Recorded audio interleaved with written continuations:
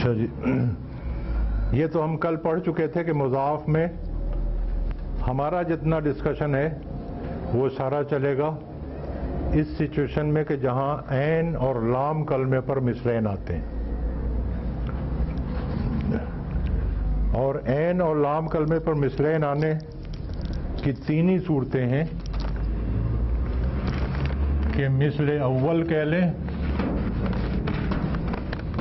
یا عین کلمہ کہہ لیں، ایک ہی بات، اور مثل ثانی کہہ لیں یا لام کلمہ کہہ لیں، ایک ہی بات. کیوں جی ایک ہی بات ہے نا؟ اس میں تین پاسبلٹیز ہیں. نمبر ایک کہ عین کلمہ ساکن ہو اور لام کلمہ متحرک ہو. دوسری پاسبلٹی ہے کہ عین کلمہ متحرک ہو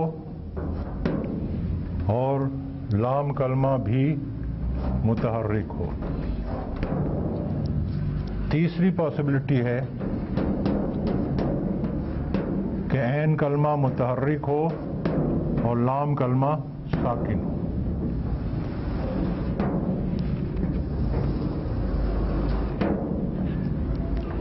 یہی تین پاسبلٹیز ہیں نا؟ کیا چیز؟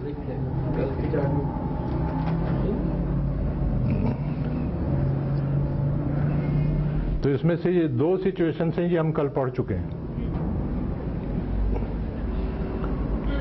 کیوں جی پڑھی تھی کہ نہیں؟ کہ مثل اول یعنی عین کلمہ ساکن ہو اور لام کلمہ متحرک ہو تو ہم ان کا ادغام کر دیتے ہیں. یہ ہم نے کہا تھا کہ نیچرل ادغام ہے. اور دوسری سچویشن بھی ہم پڑھ چکے ہیں کہ عین کلمہ یعنی مثل اول متحرک ہو اور مثل ثانی بھی متحرک ہو تو اس کا فیصلہ پھر ما قبل سے ہوتا ہے. ما قبل متحرک ہے تو اس حرکت کو گرا دیں گے اور ادغام کر دیں گے، اور ما قبل ساکن ہے تو یہ حرکت اس کو ٹرانسفر کر دیں گے، اس کو ساکن کر کے پھر ادغام کر دیں گے. یہ دونوں سچویشن ہم پڑھ چکے ہیں. اب یہ والی سچویشن جو ہے کہ عین کلمہ متحرک ہے اور لام کلمہ جو ہے وہ ساکن ہے. متحرک میں تنوین شامل ہے اور آپ جب لیتے ہیں صرف وہ تنوین تو آٹومیٹک، مطلب ایک زبر ہو یا دو زبر ہو، ایک پیش ہو یا دو پیش ہو، ایک زیر ہو یا دو زیر ہو، متحرک ہی کہلائے گا.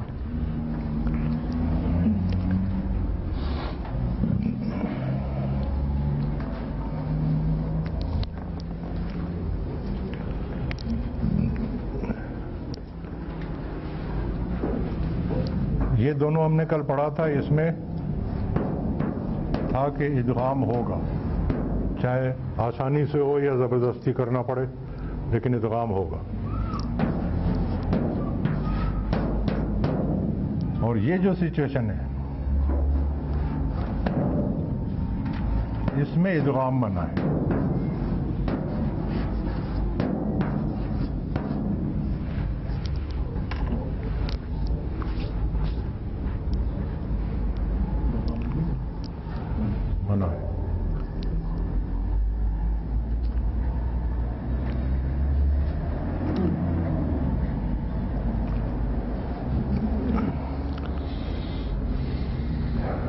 اب ایک چیز سمجھنی ہے، یہ جو علامت ہے میں اس کو یوں لکھتا ہوں لیکن عام طور پر یہ اس طرح لکھی جاتی ہے. اسی کو ہم کہتے ہیں نا ساکن. ساکن میں اور مجزوم میں کیا فرق ہے؟ دوسرے حصے میں یہ آپ نے پڑھا تھا. یہ اور بات ہے کہ ٹیسٹ دینے کے بعد بھول گئے ہوں.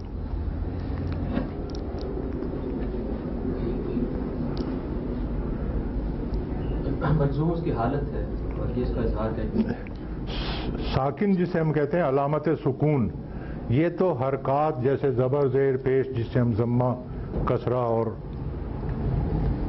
فتحہ کہتے ہیں، اس طرح کی ایک علامت ہے جسے ہم کہتے ہیں علامت سکون.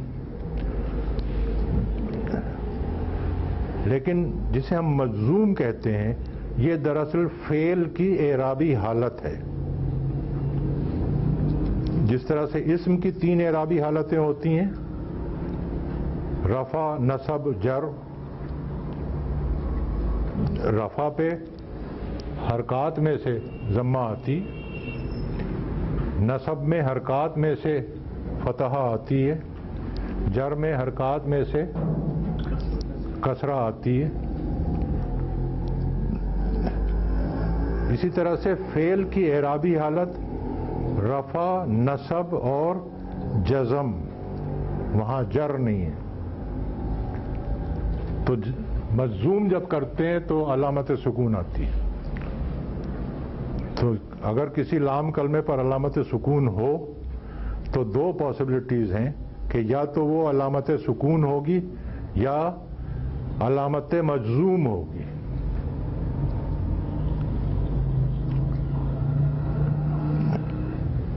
یہ فرق سمجھ میں آ گیا؟ اب اصول یہ ہے، یہ یاد کر لیں، یہ جو 3rd سچویشن ہے کہ عین کلمہ متحرک ہے اور لام کلمہ ساکن ہے، تو وہاں ہمیں پہچاننا پڑے گا کہ یہ علامت سکون ہے یا علامت جزم ہے، یہ لام کلمہ ساکن ہے یا مجزوم ہے، یوں کہہ لیں. اگر ساکن ہے پھر تو ادغام کرنا قطعاً منع ہے، لازماً منع ہے. اور اگر لام کلمہ مجزوم ہونے کی وجہ سے اس پہ علامت سکون آئی ہے تو پھر دونوں جائز ہیں. آپ چاہیں تو ادغام کر لیں، وہ بھی ٹھیک ہے، اور ادغام کے بغیر پڑھ لیں، لکھ لیں، وہ بھی درست ہے. یعنی یہ اختیاری قاعدہ ہو گیا. لیکن اگر علامت سکون لگی ہوئی ہے پھر تو لازماً ادغام نہیں ہوگا. اگر ادغام کر کے پڑھیں گے تو غلط مانا جائے گا.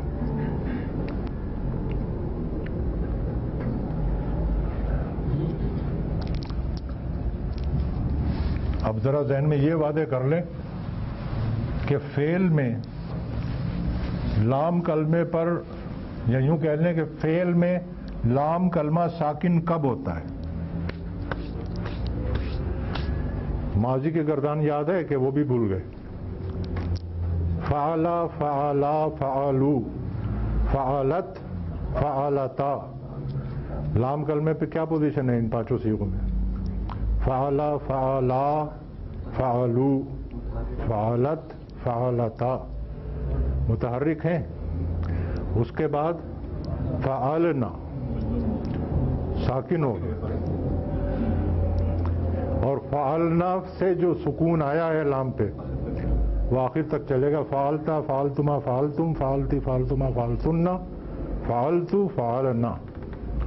تو ماضی کے پہلے 5 صیغے چھوڑ کے فعلنا سے فعلنا تک یہ تمام صیغے جو ہیں ماضی کے، اس میں لام کلمہ ساکن ہوتا ہے، اس کو مجزوم نہیں کہیں گے.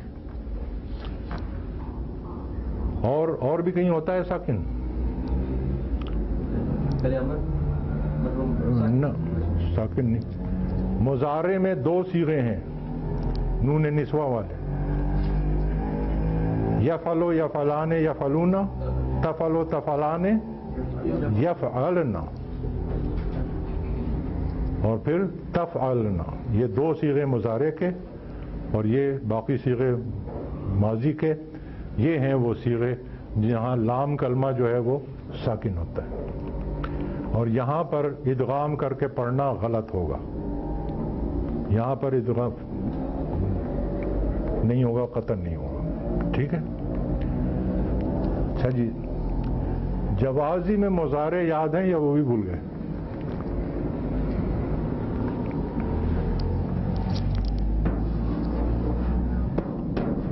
لم، لما، لام امر،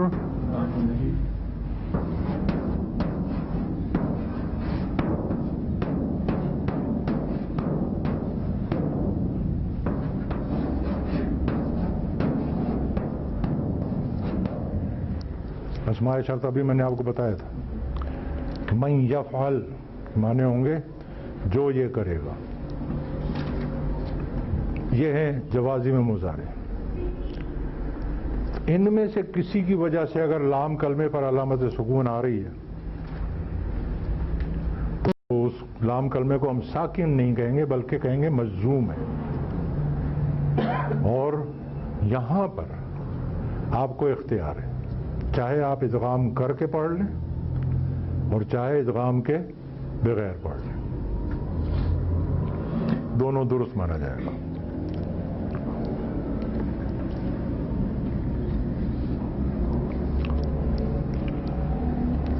لیکن اب کچھ مثالیں ہم نے لینی ہیں، وہ ظاہر ہے کہ ہر ایک سے لیں گے تو مشکل ہو جائے گا. فعل امر سے لے لیتے ہیں مثالیں تاکہ یہ بات کلیئر ہو جائے.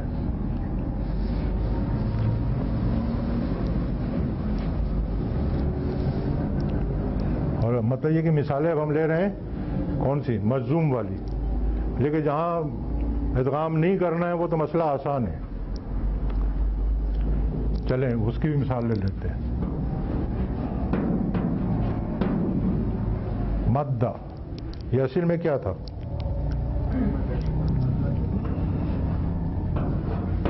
مددہ تھا جو ہم نے مدہ کیا.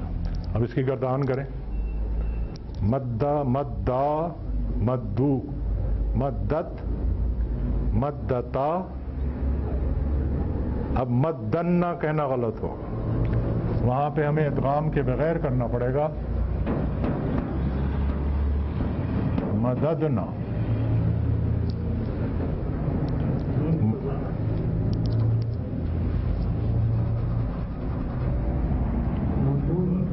اچھا، مددنا. اور پھر یہاں سے بغیر ادغام کے گردان چلے گی. مددتا، مددتما، مددتم، مددتی، مددتما، مددتن، مددتو، مددنا. یہ سارا ادغام کے بغیر گردان ہوگی. 5 صیغے ادغام کے ساتھ ہوں گے. مدہ، مدہ، مدو، مدت، مدتا. یہ تو لازم. اب اختیاری. اختیاری میں ہم مثالیں لیں گے فعل امر سے. یہی لفظ مددہ، اس کا مضارع اگر ہم اصلی شکل لیں مددہ، اس کا مضارع کیا بنے گا؟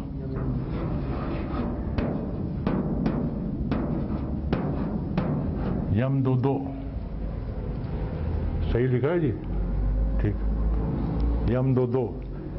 اس اصلی شکل سے آپ ذرا فعل امر بنائیں. علامت مضارع گرے گی، حمزۃ الوصل لگے گا اور لام کلمہ مجزوم ہوگا. حمزۃ الوصل پہ کون سی علامت آئے گی؟ پیش. امدد.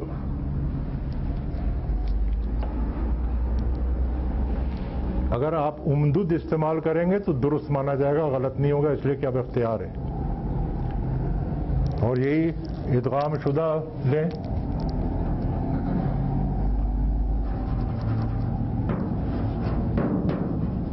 مدہ،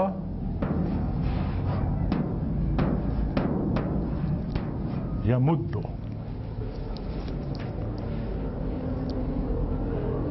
کس قاعدے کے تحت ہوا ہے یہ؟ تیسرے قاعدے کے تحت. اصل مضارع کیا تھا؟ یہاں لکھا ہوا ہے یمدد. ما قبل ساکن ہے تو یہ سکون ہم نے دال کو دے دیا اور یہ حرکت میم کو دے دی تو بنا یمد. اب اس سے فعل امر بنائیں. علامت مضارع گری تو پہلا حرف جو ہے یہ متحرک ہے، اس لیے حمزۃ الوصل نہیں لگانا ہے. تو یہ اصل میں ہوا مدو. اب لام کلمے کو مجزوم کرنا ہے، اس پہ بھی علامت سکون آ گئی. اب اس کو پڑھا نہیں جا سکتا. تو اس لیے اس کو کوئی حرکت دینی پڑے گی، اور حرکت میں آپ کو اختیار ہے کہ چاہے اس کو فتحہ دے دیں، ضمہ دے دیں، کسرہ دے دیں، جو مرضی آئے دے دیں۔ تو یہ فعل امر اس کا بنے گا، مدعا بھی درست ہے، مدعو بھی درست ہے، مدعی بھی درست ہے، اور جس طرح بھی استعمال کر لیں یہ بھی درست ہے، یہ بھی درست ہے، لیکن یہ جو اختیار ہے تینوں میں سے کوئی حرکت دینے کا، یہ ذرا محدود ہے۔ اگر ماقبل ضمہ ہے تو آپ ان تینوں میں سے کوئی بھی حرکت دے سکتے ہیں، لیکن اگر ماقبل ضمہ نہیں ہے تو پھر آپ ضمہ نہیں دے سکتے، فتحہ کسرہ میں سے کوئی بھی دے سکتے۔ اس کی بھی مثال دے رہے ہیں۔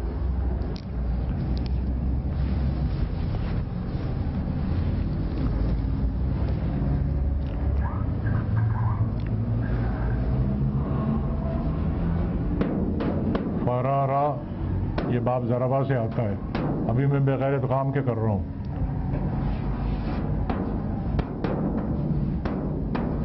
یفریرو، اس میں وہی پوزیشن ہے، آپ بغیر ادغام کے مضارع سے فعل امر بنائیں، علامت مضارع گرے گی، حمزۃ الوصل لگے گا،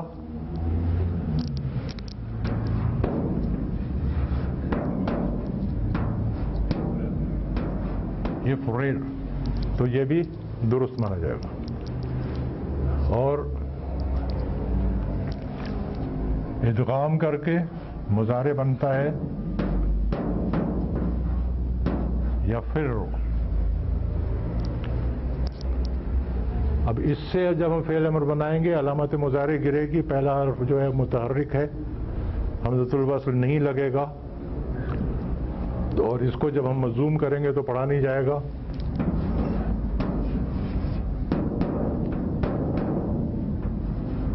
اب چونکہ ماقبل ضمہ نہیں ہے، کسرہ ہے، اس لیے ہم را پہ ہم ضمہ نہیں دے سکتے۔ یا پھر را، یہ بھی درست ہے، یا پھر ری، یہ بھی درست ہے۔ چلیے پھر را،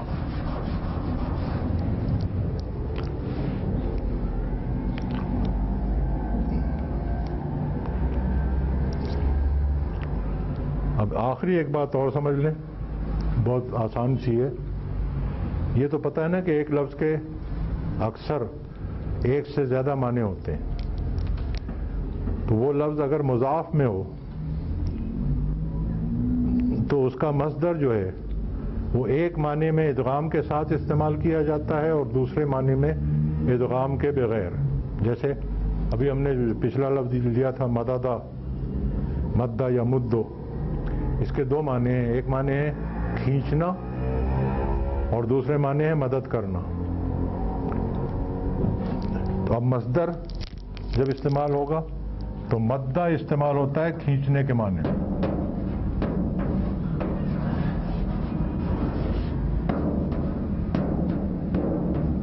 کھینچنا، اور مددہ استعمال ہوتا ہے مدد کرنا۔ اس طرح سے قصہ یا قص، اس کے بھی معنی ہیں قصہ بیان کرنا یا کاٹنا۔ کاٹنے کے معنی میں قصہ آتا ہے اور قصہ بیان کرنے کے معنی میں قصصہ آتا ہے۔ اس طرح سے کر لیتے ہیں۔ اچھا جی، اب ہوم ورک لے لیں۔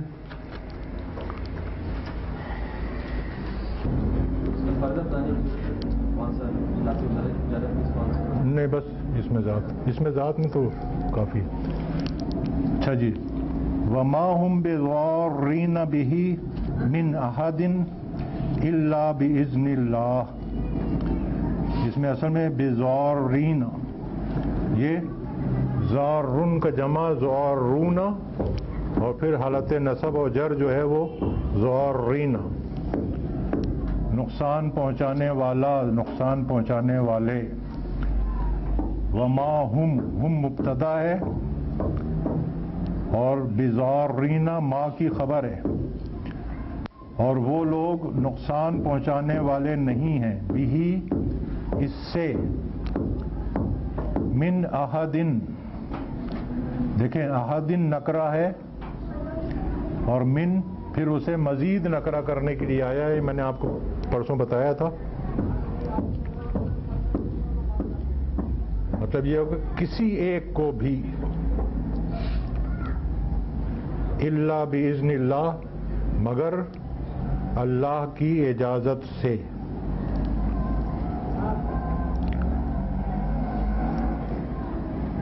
ومن کان مریضا او علی سفر فعدۃ من ایام اخر،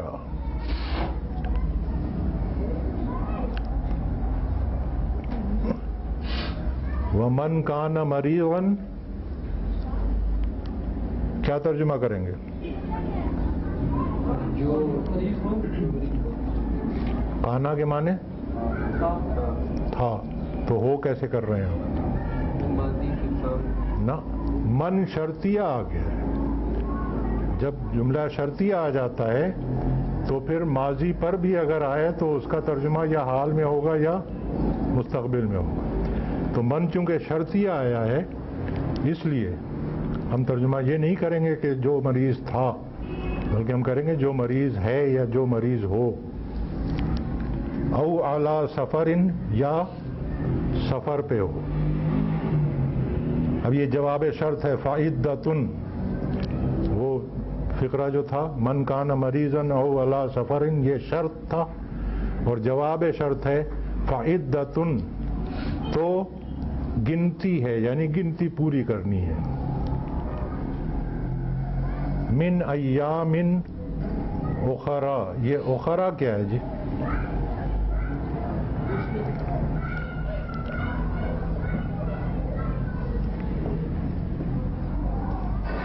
اسی لیے کہتے ہیں کہ جب تک برف نہیں پگھلے گی قرآن مجید نہیں سمجھ میں آئے گا۔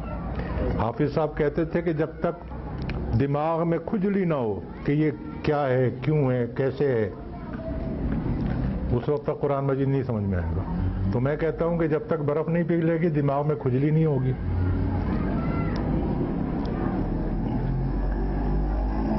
یہ اصل میں وکیبلری میں ہم نے پڑھا تھا نا، آخرن کے معنی ہیں آخری، اور یہ بتایا تھا آپ کو کہ یہ فاعلن کا وزن ہے، اور آخرو، پیچھے وکیبلری یاد نہیں کر رہے ہیں آپ لوگ، معلوم ہوتا ہے، آخرو یہ افعلو کا وزن تھا، اسم التفضیل، جس کے معنی ہے دوسرا۔ اور مسئلہ یہ ہے کہ اسم التفضیل میں ہماری کتاب میں جو جمع کا صیغہ لکھا ہوا ہے وہ ہے فعالن کے وزن پر، یعنی معرب ہے، منصرف ہے، اگر وہ ہوتا تو یہ آتا اخرین، اخرین کے بجائے یہ آ رہا ہے اخرا۔ تو ابھی یہاں آنے سے پہلے میں گیا تھا حافظ نذیر صاحب بات پوچھنے کے لیے، تو وہاں پہ مسئلہ پڑ گیا، اس کا حل ابھی نہیں ہوا ہے، میں ریکارڈ اس لیے کرا رہا ہوں کہ بات ریکارڈ پہ آ جائے۔ حافظ نذیر صاحب کا کہنا یہ ہے کہ افعل و تفضیل میں واحد مؤنث کس وزن پہ آتا ہے؟ فعلا، اس وزن پہ یہ بنتا ہے اخرا، اور اس کی جمع جو ہے وہ غیر منصرف آتی ہے، اخرو۔ لیکن ہم نے جو کتاب لکھی ہے وہ لکھی ہے عربی کے معلم سے، عربی کے معلم میں بھی یہ منصرف وزن لکھا ہوا ہے فعلن، پھر ہم نے جو لکھا تھا اسے حافظ احمد یار صاحب مرحوم نے چیک کیا ہے، انہوں نے بھی اس کو نہیں کاٹا کہ یہ منصرف نہیں ہے، غیر منصرف ہے۔ تو اس لیے اب یہ ذرا تحقیق کرنی پڑے گی کہ افعل و تفضیل کے مؤنث کا جو جمع کا وزن ہے فعلن ہے یا فعلو ہے، یعنی معرب ہے، منصرف ہے یا غیر منصرف ہے۔ اگر یہ تحقیق ہو گئی کہ غیر منصرف ہے تو کتاب درست کرنی پڑے گی،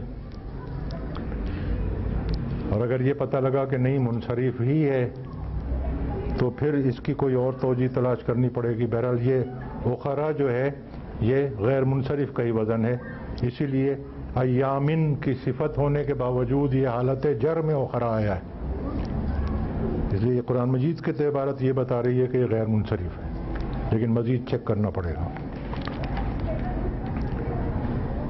وَتُعِزُّ مَن تَشَاءُ وَتُذِلُّ مَن تَشَاءُ۔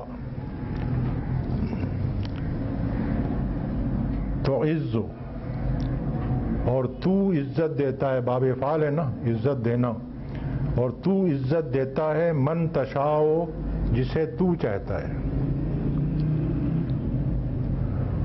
وتذل، اور تو ذلت دیتا ہے یا ذلیل کرتا ہے من تشاء، جسے تو چاہتا ہے۔ بیدک الخیر، تیرے ہاتھ میں خیر ہے۔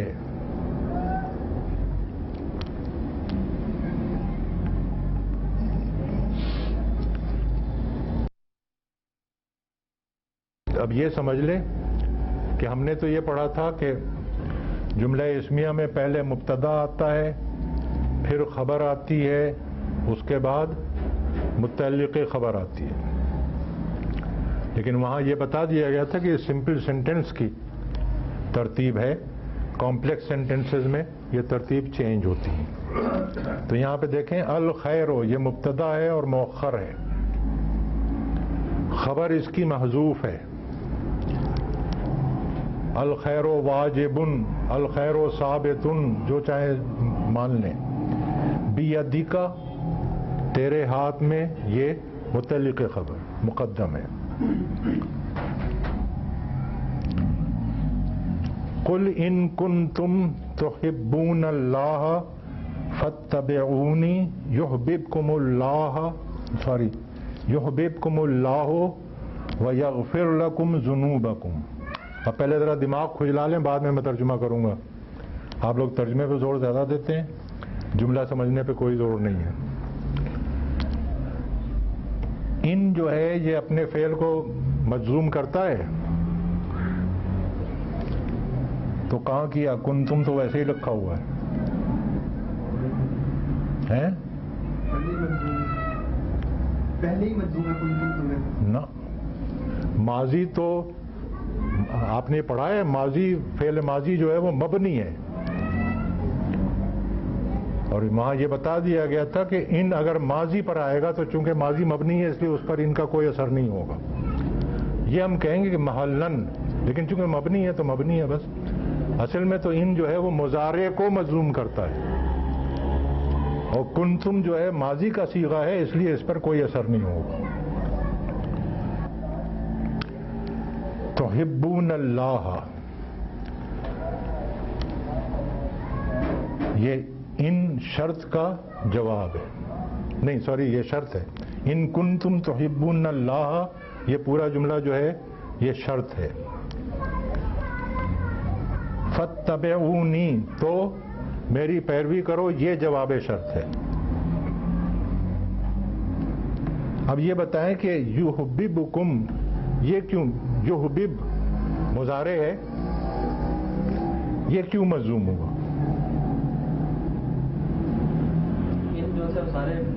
نا،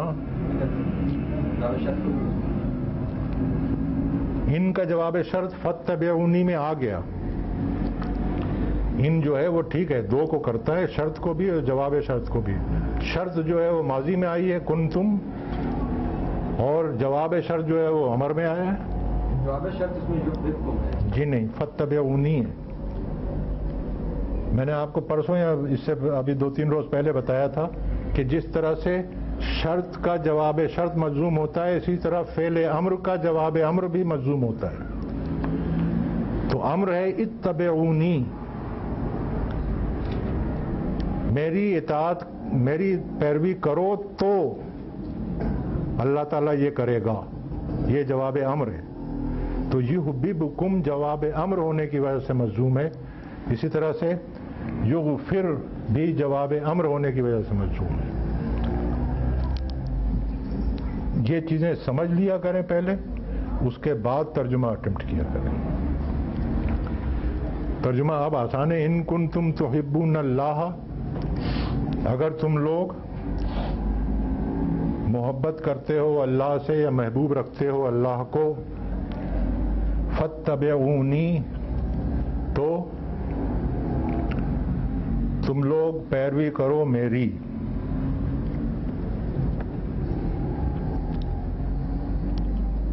یحببکم اللہ، تو اللہ تم کو محبوب رکھے گا۔ یہ کانا کے بعد جو مضارع آئے گا تو وہ ماضی استمراری ہے۔ ہاں، لیکن یہ کہ ان جب شرط آ گیا تو اب ماضی استمراری میں ترجمہ نہیں ہوگا، اب تو شرط کے حساب سے ہوگا۔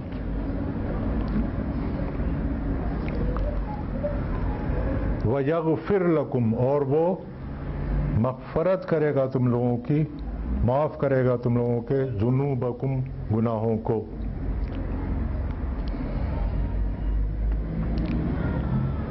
لِأَلَّا يَكُونَ لِلنَّاسِ عَلَى اللَّهِ حُجَّةٌ بَعْدَ الرُّسُلِ،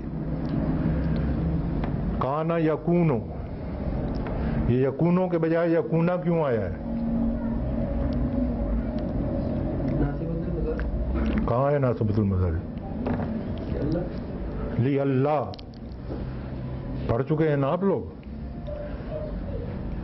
ان اصل میں لفظ ہے جو نصب دیتا ہے مضارع کو، نفی میں جب آتا ہے تو اللہ بہت کم استعمال ہوا ہے، زیادہ تر لی اللہ، یہ اصل میں ہے لی ان لا۔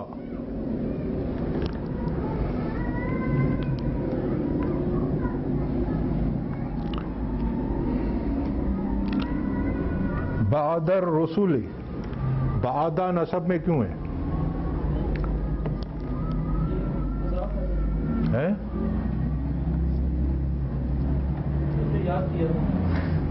مضاف کی وجہ سے تو تنوین ختم ہوتی ہے، لام تعریف ختم ہوتا ہے۔ ظرف ہے، اسم الظرف پڑھ چکے ہیں نا آپ لوگ، ظرف نصب میں ہوتا ہے، بعد ظرف ہے اس لیے نصب میں ہے۔ لی اللہ یکونا، تاکہ نہ رہے، اب شرط ہے اس لیے وہ لام کئی ہے، اس لیے ہم کہیں گے تاکہ نہ رہے، للناس سے لوگوں کے لیے، علی اللہ اللہ پر، حجتن کوئی حجت، کوئی تکرار، بعد الرسل رسولوں کے بعد۔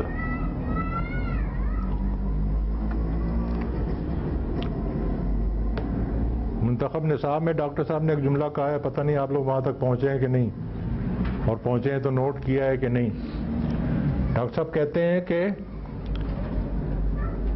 اصل حجت جو انسان پر ہے، وہ جو اللہ نے انسان کو فیکلٹیز دی ہیں سوچنے سمجھنے کی، اصل حجت وہ ہے، اور یہ جو سلسلہ انبیاء و رسول ہے، کتب ہے، یہ اتمام حجت ہے۔ ڈاکٹر صاحب کی اس بات کی سند یہ ہے قرآن مجید کی آیت، لِأَلَّا يَكُونَ لِلنَّاسِ عَلَى اللَّهِ حُجَّةٌ بَعْدَ الرُّسُلِ، یہ اتمام حجت ہو جاتی ہے، اس کے بعد پھر کوئی حجت باقی نہیں رہتی۔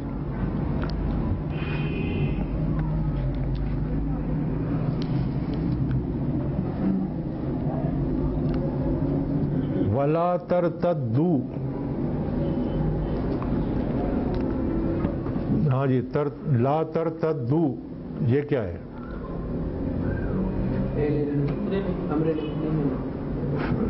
فعل نہیں، امر نہیں، فعل نہیں۔ اور باب کون سا ہے؟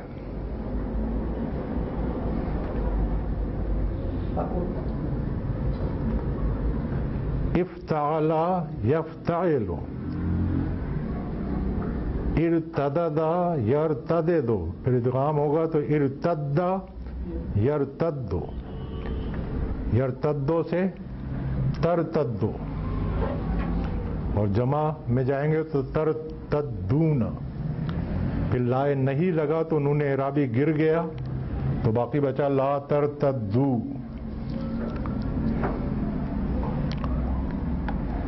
اور باب فعال میں ردا یا ردو کے میں کیا معنی ہیں؟ اپنے قدم نقش قدم پر واپس ہونا، جیسے ہم کہتے ہیں الٹے پاؤں پھر جانا۔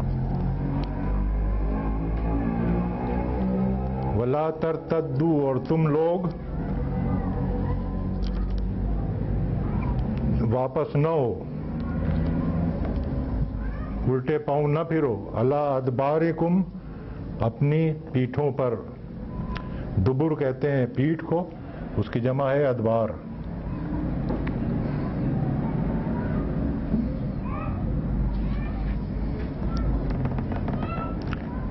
ولا تتبعوا اہواء قوم قد غلوا من قبل واضلوا کثیرا۔ اب اس میں دیکھیں لا تتبعوا، یہ کیا ہے؟ فعل نہیں ہے، باب کون سا ہے؟ افتعال۔ تبع یتبع سے باب افتعال، اتبع یتبع، پھر ادغام ہوگا تو اتبع یتبع۔ اور مخاطب کا صیغہ جمع میں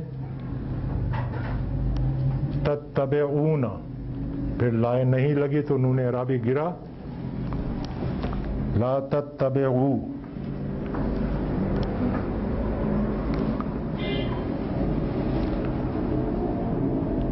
اہواء قوم، یہ مرکب اضافی ہے، اس کا مضاف ہے اہواء، یہ نسب میں کیوں ہے؟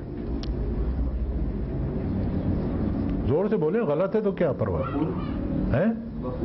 مفعول ہے، لا تتبعوا کا مفعول ہے، اس لیے اہواء نسب میں آیا ہے۔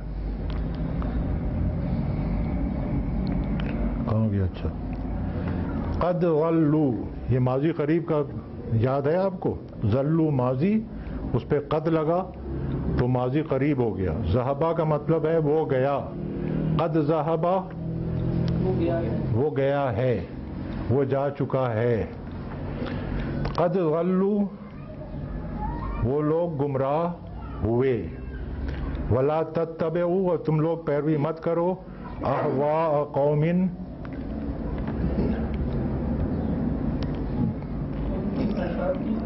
ایک منٹ، نکرہ موصوفہ اور نکرہ مخصوصہ پڑھ چکے ہیں آپ لوگ کہ نہیں؟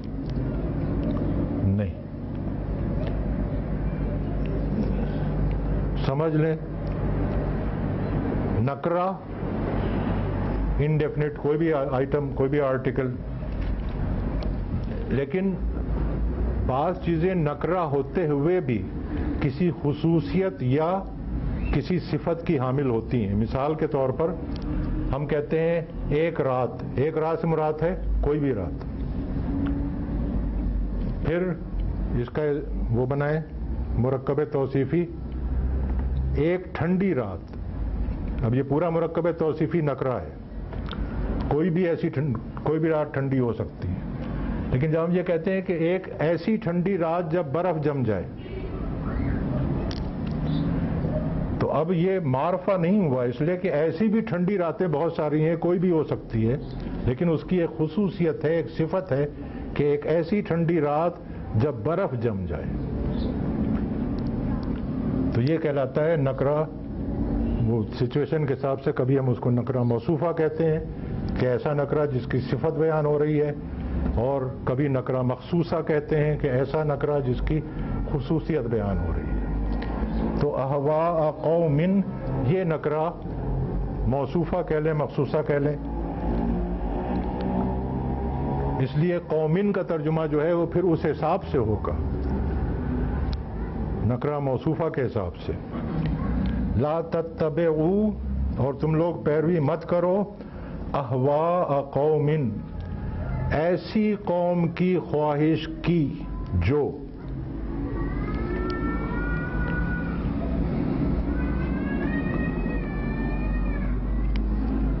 قد غلو، یہ قوم ان کی صفت آ رہی ہے یا خصوصیت آ رہی ہے؟ جو گمراہ ہو چکی ہے.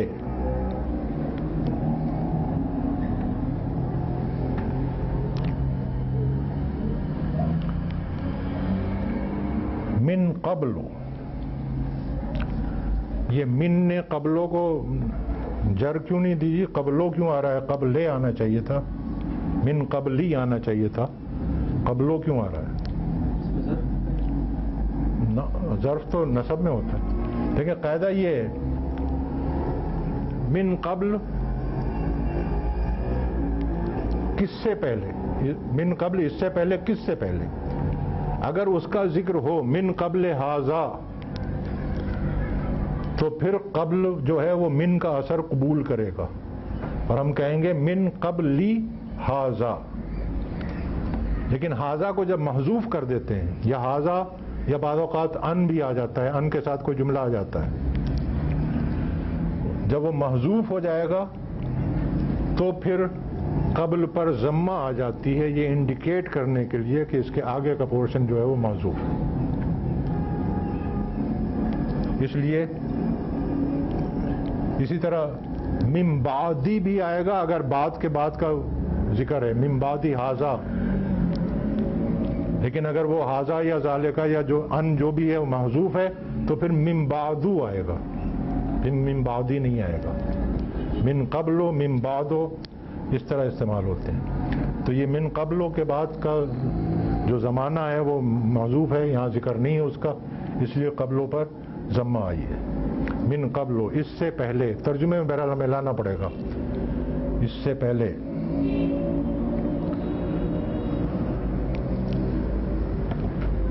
وَأَضَلُّوا كَثِيرًا،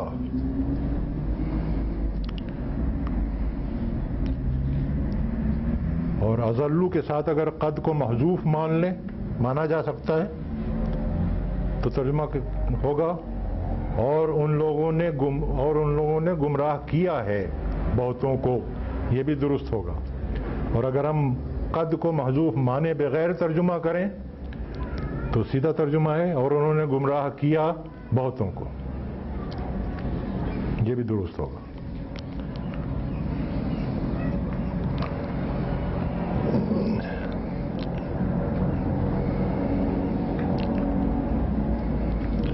وَإِن يَمْسَسْكَ اللَّهُ بِضُرٍّ فَلَا كَاشِفَ لَهُ إِلَّا هُوَ. یہ یمسس کا ادغام کیوں نہیں ہوا؟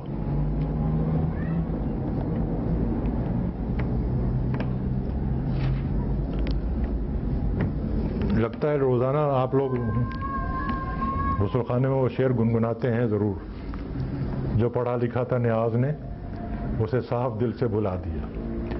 ابھی 2 روز پہلے آپ نے پڑھا ہے کہ اگر مضارع مجزوم ہو، ساکن اور مجزوم کا فرق پڑا تھا. ساکن میں تو ادغام نہ کرنا لازمی ہے، اور مضارع مجزوم آ جائے، اگر کوئی عامل جوازم میں سے آ جائے تو ادغام کے ساتھ بھی استعمال کر سکتے ہیں اور ادغام کے بغیر بھی استعمال کر سکتے ہیں، دونوں جائز ہیں.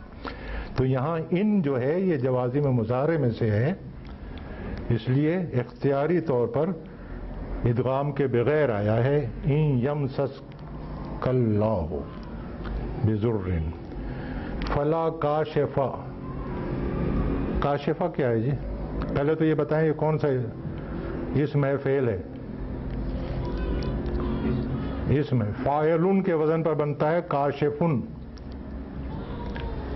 تو سوال یہ ہے کہ یہاں پر نہ تو لام تعریف ہے اور نہ تنوین ہے، یا تو ہوتا یہ الکاشفہ یا پھر ہونا چاہیے تھا کاشفن.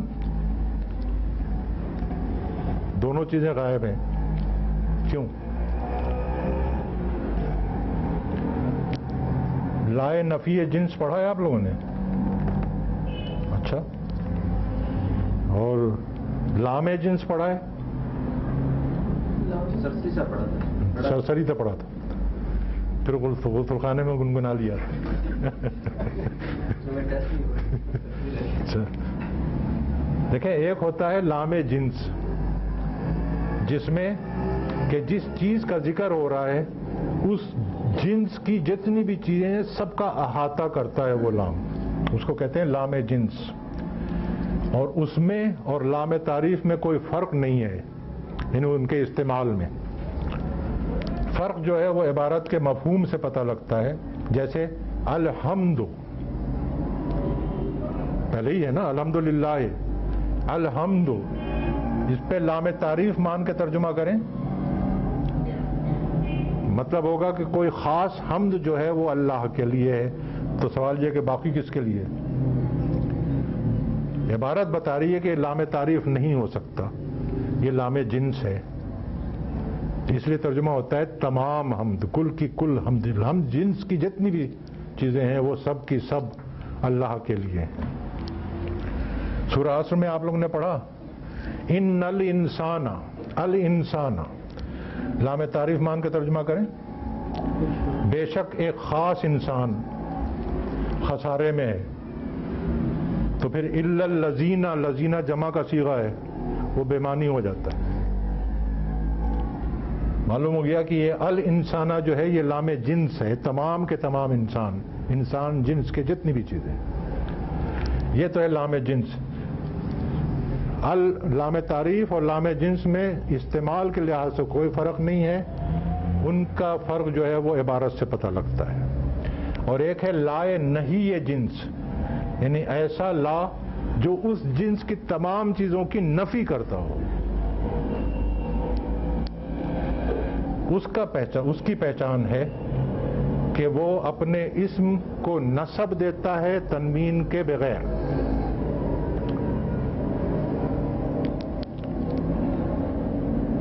جیسے ذالک الکتاب لا ریب فیہ، اب ریبن لفظ ہے، لا نے اس کو نسب دیا ہے اور تنوین غائب کر دی ہے. لا ریب، شک اور ریب جنس کی جتنی بھی چیزیں ہیں اس کی نفی ہو رہی ہے. لا ریب، کسی قسم کا کوئی شک نہیں ہے. تو یہ لا کاشفہ، یہ لا نفی جنس ہے، کسی قسم کا کوئی کھولنے والا، کوئی پیر، کوئی بزرگ نہیں ہے، کوئی کھولنے والا نہیں ہے. اس لیے یہ نسب میں ہے بغیر تنوین کے، اس لیے کہ اس سے پہلے لا نفی جنس آیا ہے. اب آپ ترجمہ کریں گے تو آپ کے مطلب سمجھ میں آئے گا. اس لیے میں کہتا ہوں کہ پہلے برف پگھلائیں، پھر دماغ میں کھجلی کریں، اس کے بعد ترجمہ کریں.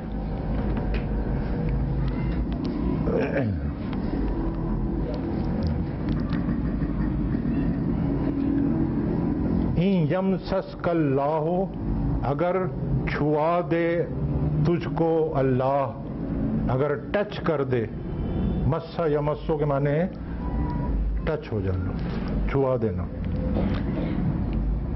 بذرن، کوئی تکلیف، فلا کاشفہ،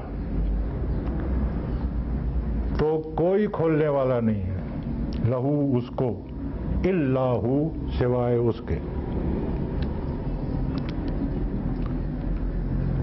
اچھا جی، باقی جملے پھر آپ لوگ ذرا اسی حساب سے گھر پہ ٹرائی کر لیجئے گا. ہم ذرا اگلا سبق پڑھ لیں.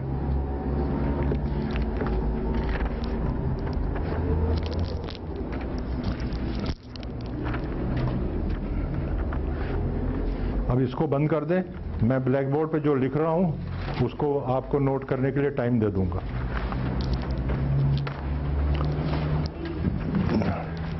اچھا جی، اب تک ہم ادغام کے قاعدے میں دو چیزیں پڑھ چکے ہیں.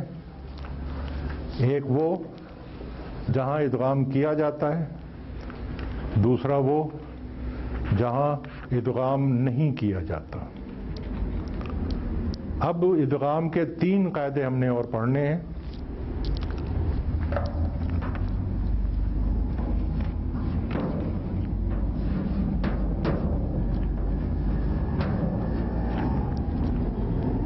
لیکن یہ قاعدے جو ہیں ان کا ایریا آف آپریشن جو ہے وہ بڑا لمیٹڈ ہے، یعنی ان قاعدوں کا تعلق خاص ابواب سے ہے.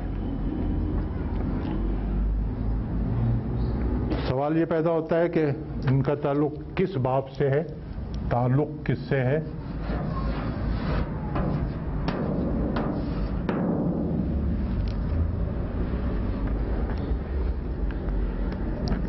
پھر سوال یہ ہے کہ ادغام کے لیے کیا چیز بدلے گی؟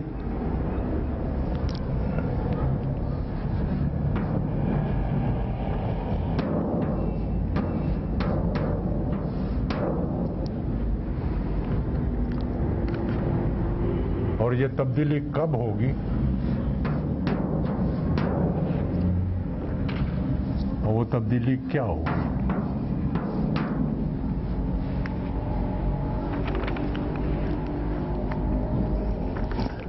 پہلا قاعدہ جو ہے اس کا تعلق باب افتعال سے ہے،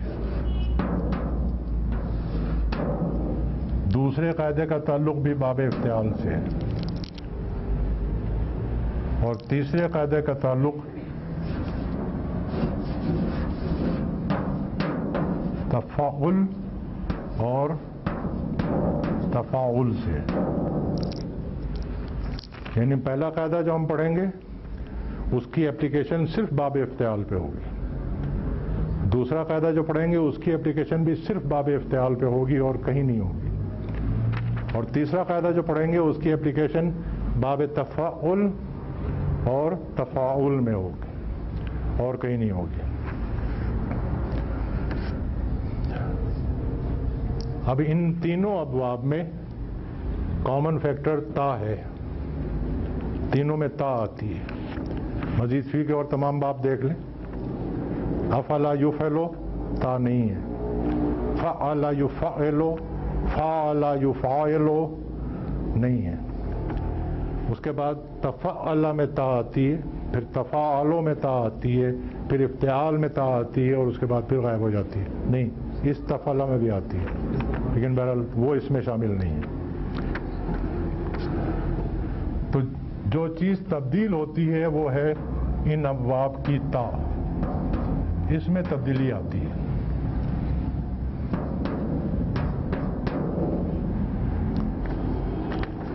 تبدیلی کب ہوگی؟ جب فا کلمے پر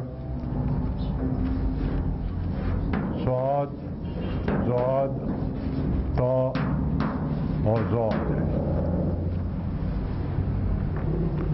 یعنی باب افتعال میں فا کلمے پر یہ چار حروف ہیں، صا، ضاد، تا، ظا، بالکل ترتیب سے، صا، ضاد، تا، ظا، ان میں سے کوئی بھی آ جائے فا کلمے پر تو یہ تا تبدیل ہوگی، تبدیل ہو کے کیا ہوگی؟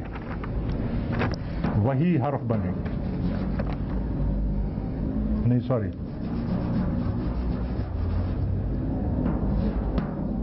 تو پھر تا جو ہے وہ تا میں تبدیل ہو جائے گی، چاہے سواد آئے، زواد آئے، تو آئے، زوا آئے، تو تا جو ہے یہ تو میں تبدیل ہو جائے گی۔ جیسے چلیں یہیں رکھ لیتے ہیں،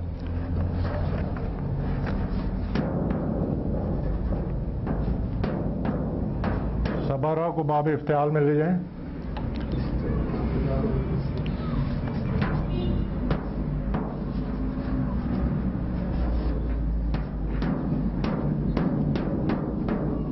استبرہ، تو یہ کس طرح لکھا جائے گا؟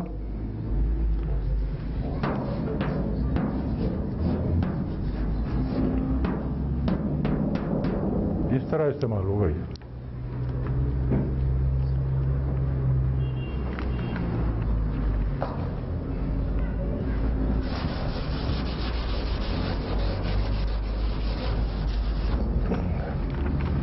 دوسرا لفظ ہے ضرارہ، جس کو ہم کہتے ہیں ذرہ، اس کو باب افتعال میں لے جائیں، اس طرح پھر استعمال کس طرح ہوگا؟ اضطر،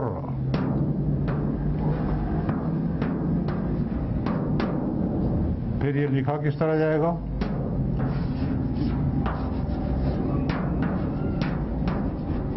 اضطر، لا کی بجائے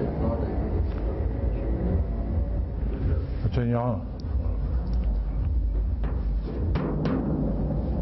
اس طرح آ گئی بات سمجھ میں؟ یہ تھا پہلا قاعدہ.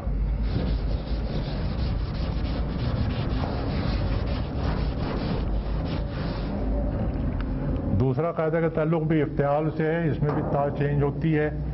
کب ہوتی ہے؟ جب دال زال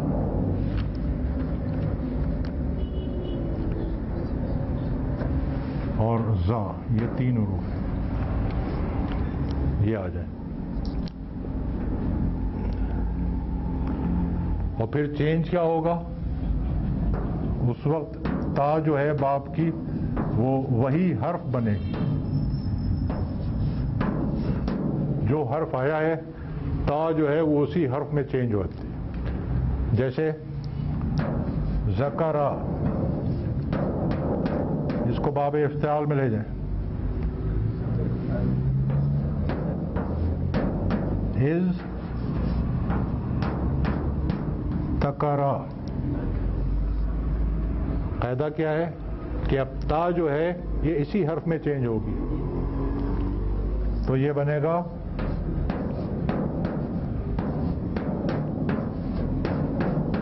از ذکرہ. اور پھر ادغام کا قاعدہ اپلائی ہو جائے گا از ذکرہ.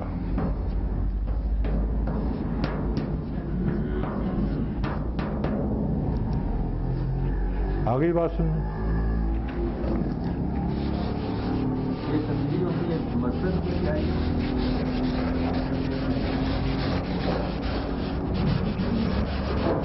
پہلے یہ قاعدہ پورا کر لیں پھر میں آپ کو بتاتا ہوں.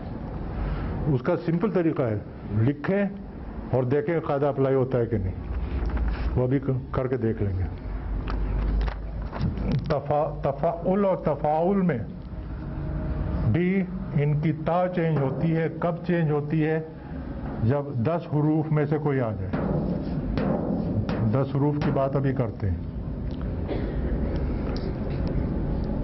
کتاب میں دیے ہوئے ہیں اور وہ سمپل ہے. دال زال سے شروع کریں تو زا تک لے جائیں. دال زال رے زے سین شین سوا زوات تو زا. یہ بالکل سیکوینس ہے. اس میں صرف ایک یہ چینج آتا ہے کہ را کو معزول کر دیتے ہیں اور اسی جگہ سا کو تفنشین کر دیتے ہیں. یہ 10 الفاظ ہو گئے. ان 10 میں سے کوئی بھی آ جائے تو پھر تا تبدیل ہوگی. کیا تبدیلی ہوگی؟ تا جو ہے اسی حرف میں چینج.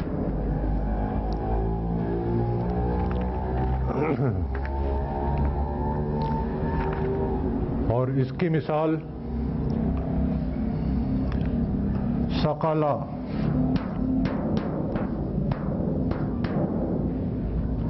اس کو باب تفاعل میں لے جائیں.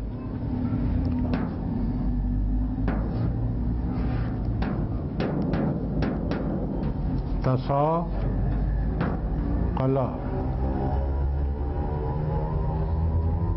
سوری ماضی لائے نا کیونکہ ماضی ہی بنا نا. تسا قلا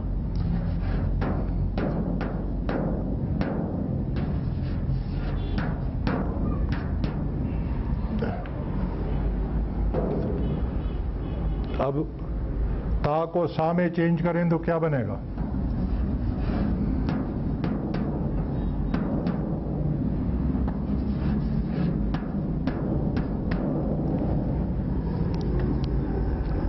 اب کوئی قاعدہ یاد آ رہا ہے؟ مثلین اکٹھا ہیں دونوں متحرک ہیں تو پھر کیا کرنا ہے؟ پہلے کو ساکن کرنا ہے.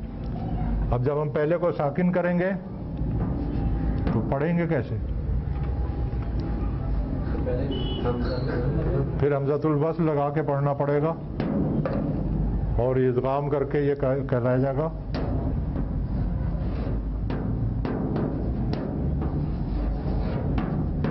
اساقلا. چلیے یہ نوٹ کر لیں اس لیے کہ اس طرح سے کتاب میں ویسے ہے جیسے ہوتا ہے کتاب میں، اس طرح سے نہیں ہے، تو یہ یادداشت کے لیے اس طرح یاد کرنے میں آسانی ہو جاتی ہے. یہ نوٹ کر لیں.